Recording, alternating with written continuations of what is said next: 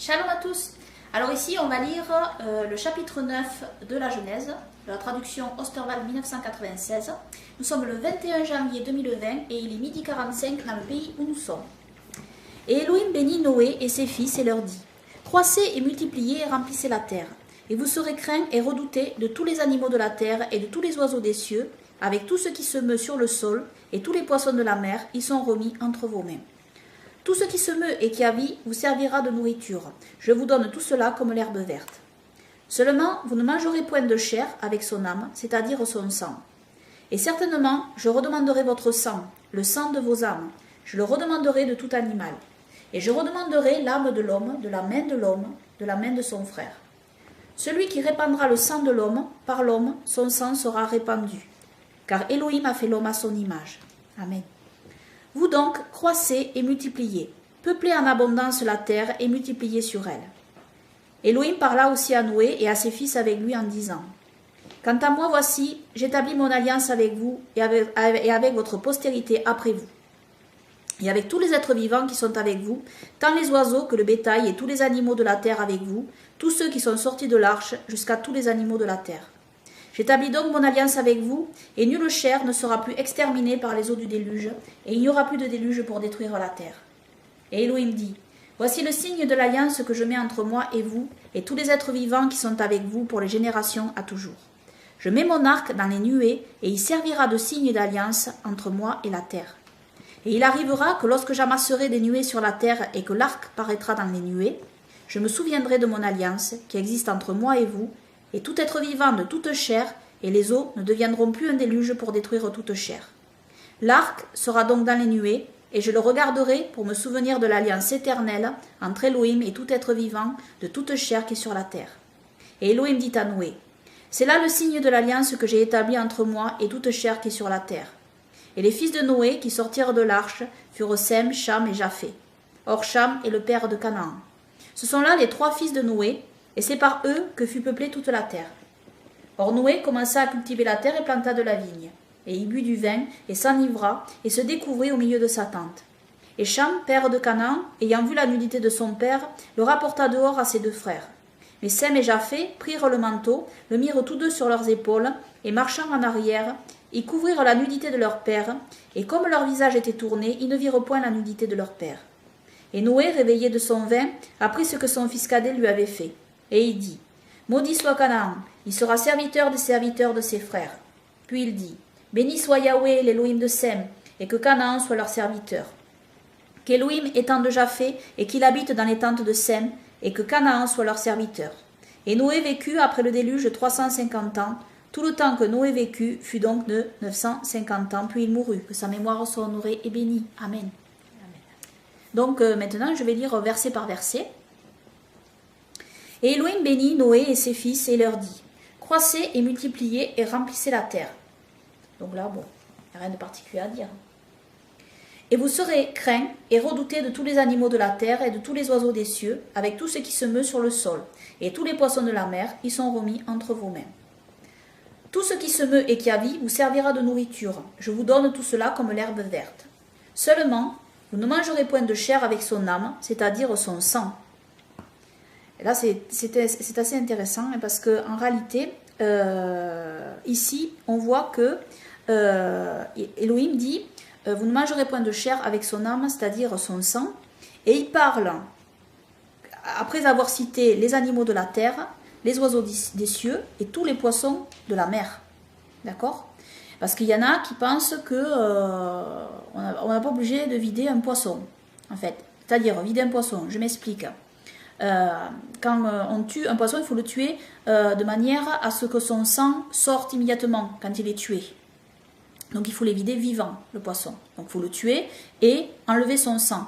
Parce que c'est comme ça que le poisson peut être mangé, c'est-à-dire un poisson cachère qui a nageoire et écailles, car autrement il n'est pas cachère ce poisson-là parce que le sang va aller dans sa chair. Et ça équivaut à manger du sang. Ce qui est condamné par Elohim dans sa sainte Torah. Car savoir que, par exemple, un bœuf, quand il est abattu, selon les règles thoraïques, il doit être égorgé vivant. On sait que les Israélites chassaient au filet. Ça revient partout dans les saintes écritures, ça. Donc, ils chassaient, par exemple, des perdrix. Dans certains pays, ils sont encore chassées vivantes, c'est-à-dire au filet. Elles sont attrapées, puis après égorgées, comme il faut. Donc, elles ne sont pas tuées avant. Hein.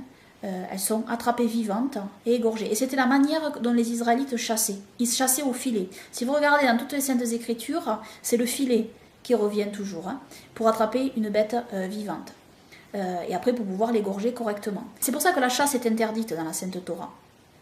Parce qu'en réalité, quand la personne chasse un animal, l'animal meurt, soit par une balle de fusil par exemple, l'animal meurt, son cœur s'arrête, donc le sang ne va pas être évacué correctement, parce qu'au moment de l'égorgement, le cœur continue à battre, et fait que le sang des artères est bien évacué, et sort bien de l'animal.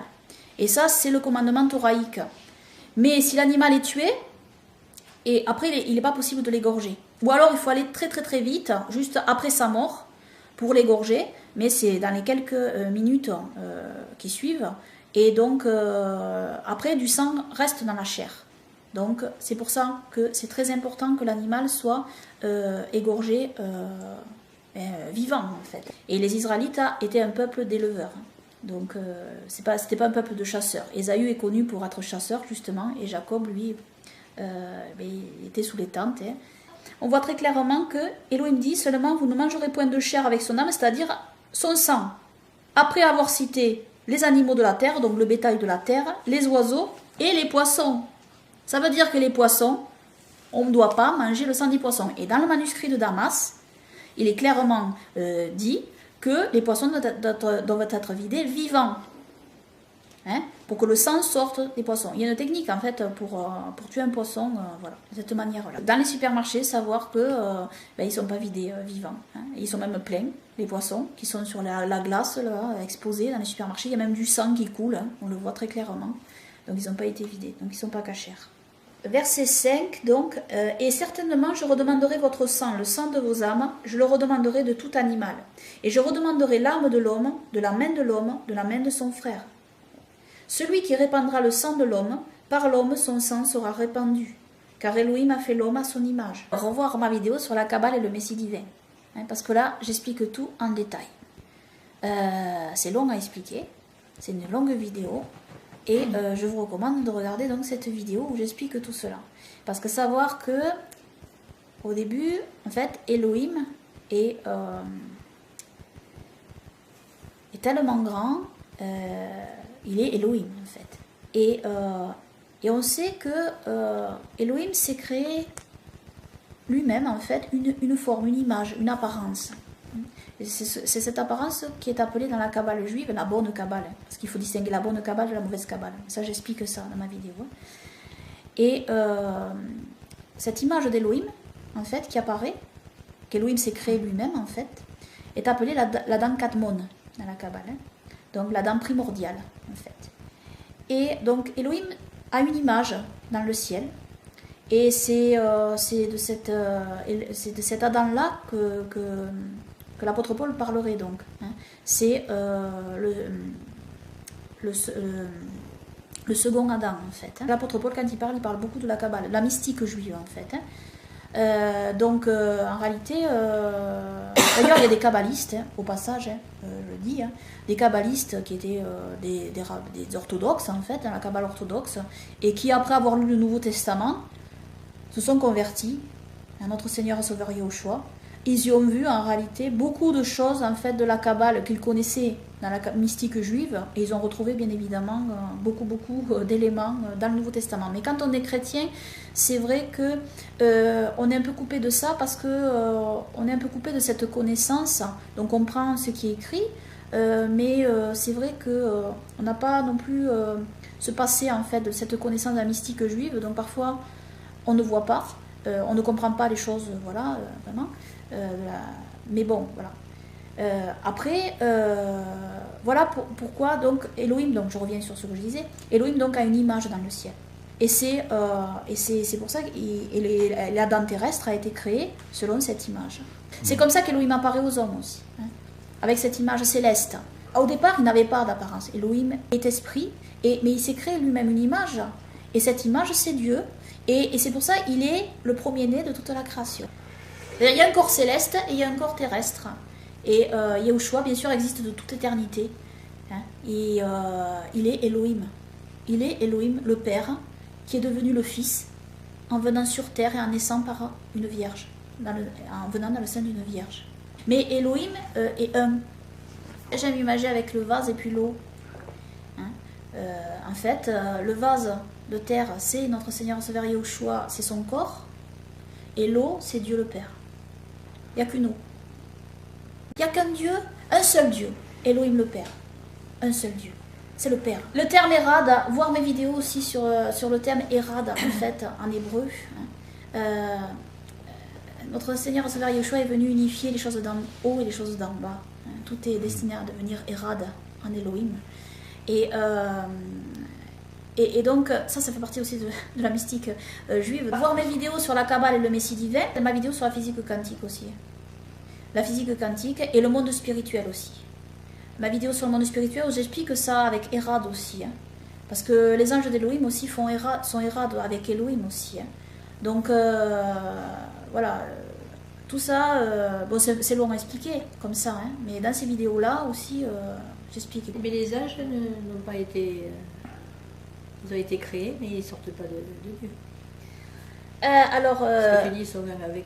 oui, enfin, ils forment un... Parce que tout est destiné à faire Erad, en fait. Ouais. Nous aussi, nous sommes Erad avec Yahushua, parce que Yahushua dit, afin qu'il soit un en moi, et que je sois un en toi. Ouais. En fait, tout est destiné à devenir Erad. Quand vous voyez parfois certaines apparitions d'anges d'Elohim, vous voyez que d'un coup, il y a plusieurs boules. Vous voyez une seule boule, un souffle de feu qui descend du ciel, et d'un coup se divise en plusieurs. Et tout d'un coup, hop, ils se rejoignent, ils deviennent qu'un seul. Et ça, je le montre dans ma vidéo aussi. Mais ils ne sont pas sortis d'Elohim comme Yahushua, lui, est sorti d'Elohim. Yahushua, en fait, il est Elohim. Il est l'esprit d'Elohim qui est venu dans le sein d'une vierge, en fait, et qui s'est formé un corps. Il est l'Esprit Saint d'Elohim lui-même. Donc, bien sûr, il existe, il est au-dessus de tous les anges. Il est Dieu, oui. Tout simplement, qui s'est fait un corps manifesté en chair.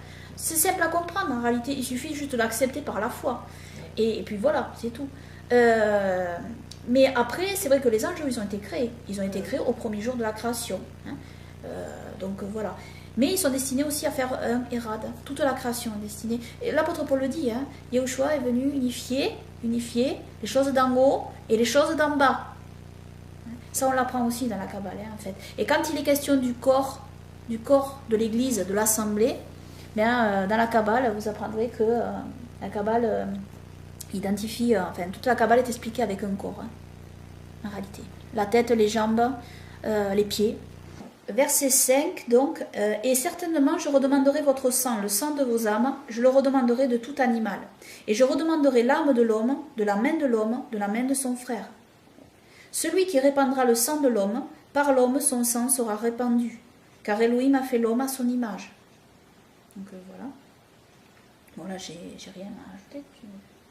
Oui, j'ai remarqué que quand un animal tue un homme, le Seigneur va lui redemander son sang. Ah oui, je n'avais pas remarqué ça. C'est sûr que... Oui, bon, on le voit dans la Torah, hein, quand, par exemple, un bœuf tue un homme. Et, oui. Donc, on continue. Verset 7. Vous donc, croissez et multipliez, peuplez en abondance la terre et multipliez sur elle. Donc voilà. Elohim parla aussi à Noé et à ses fils avec lui en disant... Alors là, au verset 7, on constate que Elohim, il dit « croissez et multipliez ». Donc, il parle de la procréation, hein, bien sûr. Donc, revoir mes vidéos sur la sanctification dans le mariage, hein, et sur une seule chair, hein, Bessar et Rad. Verset 8. Elohim parla aussi à Noé et à ses fils avec lui en disant « Quant à moi, voici j'établis mon alliance avec vous et avec votre postérité après vous.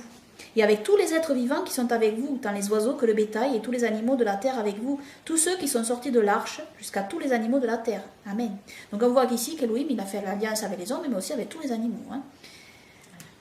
J'établis donc mon alliance avec vous, et nulle chair ne sera plus exterminée par les eaux du déluge, et il n'y aura plus de déluge pour détruire la terre. Amen. Donc voilà. Et Elohim dit, Voici le signe de l'alliance que je mets entre moi et vous et tous les êtres vivants qui sont avec vous pour les générations à toujours. Je mets mon arc dans les nuées et il servira de signe d'alliance entre moi et la terre. Amen.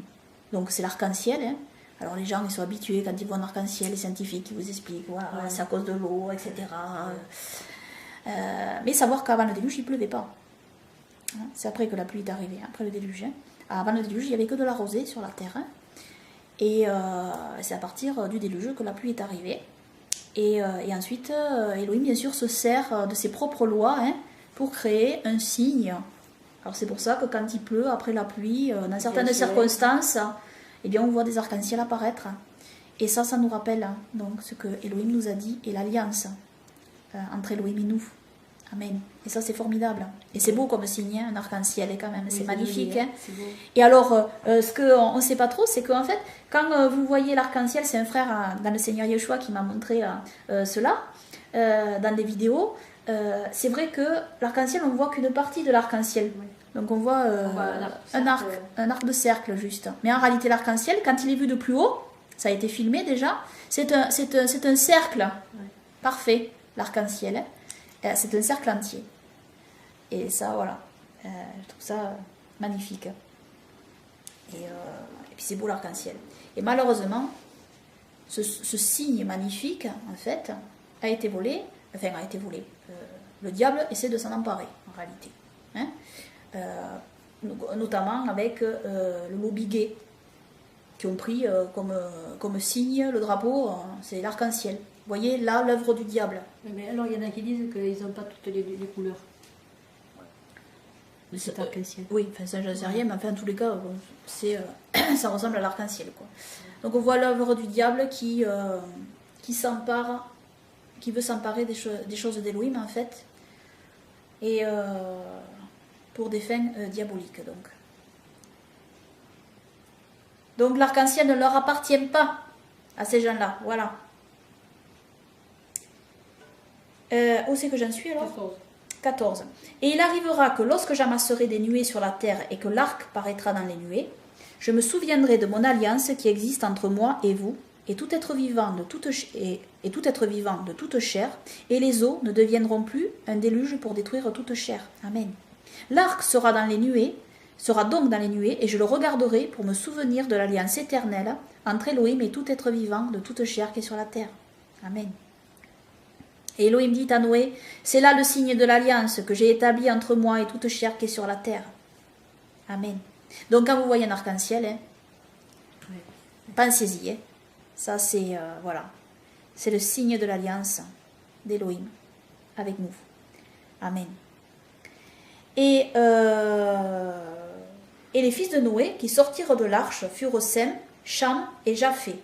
Or Cham est le père de Canaan. Ce sont là les 3 fils de Noé, et c'est par eux que fut peuplée toute la terre. Alors là, revoir aussi ma vidéo sur les origines de l'humanité, donc où j'explique, voilà, qui sont issus, en fait, qui seraient issus de Sem, de Cham et de Japheth, voilà, avec tous les mélanges des peuples, hein, parce qu'après, bien sûr, il y a eu des croisements, des mélanges, en fait. Donc voilà, j'avais fait une étude aussi écrite sur ce sujet et une vidéo. Voilà, j'en suis au vin. Or Noé commença à cultiver la terre et planta de la vigne, et il but du vin, et s'enivra, et se découvrit au milieu de sa tente. Et Cham, père de Canaan, ayant vu la nudité de son père, le rapporta dehors à ses 2 frères. Mais Sem et Japheth prirent le manteau, le mirent tous 2 sur leurs épaules, et marchant en arrière, ils couvrirent la nudité de leur père, et comme leur visage était tourné, ils ne virent point la nudité de leur père. Et Noé, réveillé de son vin, apprit ce que son fils cadet lui avait fait. Et il dit, maudit soit Canaan, il sera serviteur des serviteurs de ses frères. Alors ici, on peut se demander pourquoi c'est Canaan qui est maudit, alors que c'est Cham qui a vu la nudité de son père, et qui n'aurait pas dû regarder. Parce que, oui, c'est Cham, et c'est Canaan ici qui est maudit. Et Cham a eu plusieurs fils, hein. Il n'a pas eu que Canaan, hein. Bien parce qu'en fait ici Noé prophétise en réalité. Il prophétise et il sait que Canaan en fait ne va pas suivre Elohim. C'est une prophétie. Et c'est pour ça en fait que la malédiction se rabat sur Canaan. Et il dit sera serviteur des serviteurs de ses frères. Et dans la Torah des Jubilés, on apprend un détail important. On apprend que, alors d'abord, on voit que Noé donne une carte, comme une carte, oui, avec la localisation des territoires de ses 3 fils, bien délimités, Sem, Cham et Japheth. Et donc, il dit que chacun doit rester dans son territoire et ne pas essayer de prendre le territoire de l'autre. Et Sem, donc, a tout un territoire, y compris aussi le territoire d'Israël, ce qui est devenu après le territoire d'Israël. Et donc, ça, c'est le territoire de Shem. Et puis, il avait aussi un plus large territoire. Et il avait ce territoire-là. Et Canaan, lui, il avait le territoire, un territoire aussi qui lui a été donné parmi les fils de Cham. Parce que Cham avait son territoire. Et normalement, il aurait dû rester dans le territoire qui lui était imparti. Mais dans la Torah des Jubilés, on apprend qu'il ne l'a pas fait. Dans le livre des Jubilés, on apprend que Canaan a décidé de prendre le territoire qui était réservé à Sem, c'est-à-dire le territoire que l'on connaît maintenant comme étant la terre d'Israël. Et donc voilà aussi pourquoi Noé prophétise contre Canaan. Et donc voilà pourquoi. Et ça c'est très intéressant parce que souvent les gens disent oui mais Israël, ils ont pris une terre, les Israélites sont issus de Sem, et donc les gens disent oui mais ils ont pris une terre qui ne leur appartenait pas, mais en réalité c'est faux. Ils ont repris la terre qui leur appartenait. Oui. Et Elohim leur a rendu la terre qui leur appartenait parce que c'est Canaan qui était là, qui n'était pas à sa place en fait. Et ça, voilà, c'est important à savoir. Dans la Torah des Jubilés, on a ce détail. Donc voilà. Verset 27. Qu'Elohim étende Japheth et qu'il habite dans les tentes de Shem et que Canaan soit leur serviteur. Amen. Donc, on sait que Japheth, en fait, selon moi, selon ma compréhension, Japheth, ce sont le monde asiatique, en fait. Japheth, c'est l'Asie, en réalité. Et on voit très bien qu'ils se sont particulièrement étendus, en passant par le détroit de Bering. Donc après, ils ont peuplé l'Amérique du Nord, etc. Tout ce qu'on connaît, l'Amérique du Sud, en passant par le détroit de Bering. Donc ils se sont vraiment étendus. Là, ça c'est vraiment réalisé. Donc voilà. Et Noé vécut, après le déluge, 350 ans. Tout le temps que Noé vécut fut donc de 950 ans, puis il mourut. Que sa mémoire soit honorée et bénie. Amen. Un jour Dieu fit sur la terre tant de mal parmi les hommes, tant d'orgueil et de colère qu'il dit je dois les punir. Mais il avait dit Noé, le seul juste du pays, il désirait le sauver et tous les siens avec lui, car cet homme était sincère pour le craindre et le servir.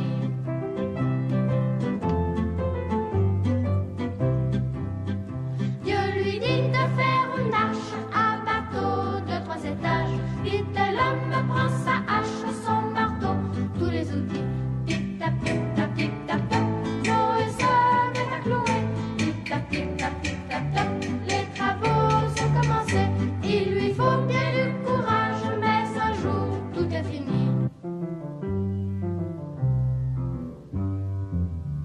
Un matin, quelle surprise pour les gens du voisinage. Un cortège s'organise d'animaux, grands et petits. Bim bam bim bam boum, dans le bateau de Noé. Bim bam bim boum, 2 éléphants sont entrés, suivis des bêtes sauvages, des oiseaux, de fourmis.